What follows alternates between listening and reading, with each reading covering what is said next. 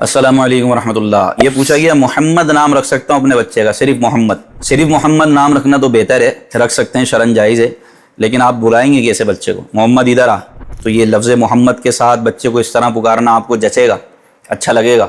फिर आप कभी गुस्सा भी करेंगे बाज़ औक़ात, और लफ्ज़ मोहम्मद से हो सकता है आप उसको बुरा भला भी कहें। तो ये एक उम्मती इस नाम का तो बड़ा अदब करता है, इस नाम को तो हम चूमते हैं।